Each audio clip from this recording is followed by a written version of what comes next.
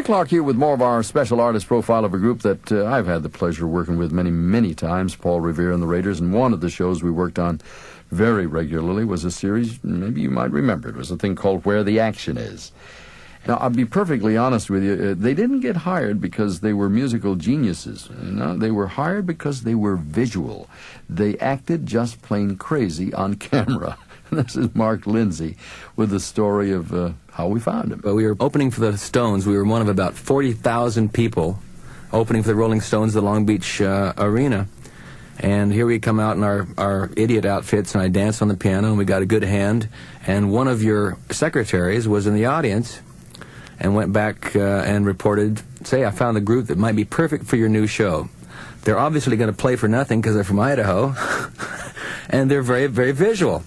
So we got the gig, but lo and behold, about 3 weeks into the show, somebody from your organization called up and said, hey, come down and pick up your fan mail. So I wandered down, assuming I was going to get three letters, and I said, well, where is it? She said, well, you have to come in here to get it. I said, what do you mean? I thought it was going to be a joke.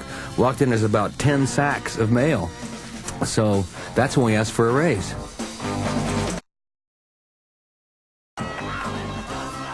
Honest to goodness, rock and roll by Paul Revere and the Raiders, Just Like Me.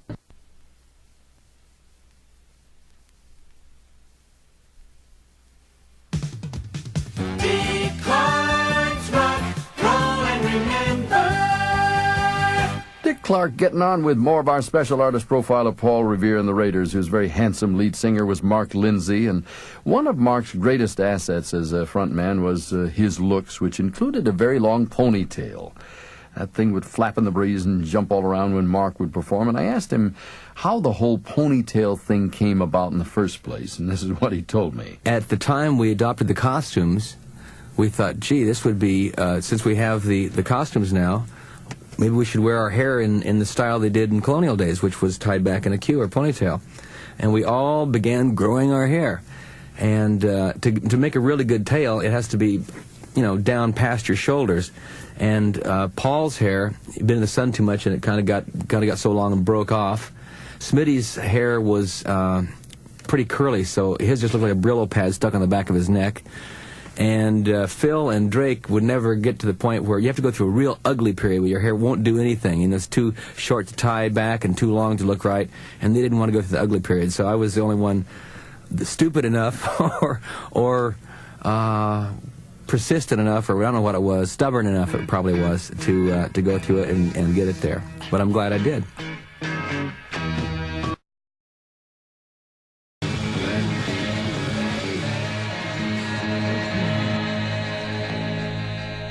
Oh, good thing. Went top 5, still holds up as fun rock and roll. Paul Revere and the Raiders. Dick Clark's Rock, Roll and Remember. Dick Clark here to pick up our special artist profile of Paul Revere and the Raiders, and in about 2 minutes and 20 seconds or so, we're going to clear up some confusion some fans had about the leader versus the lead singer of the group, Paul Revere and the Raiders.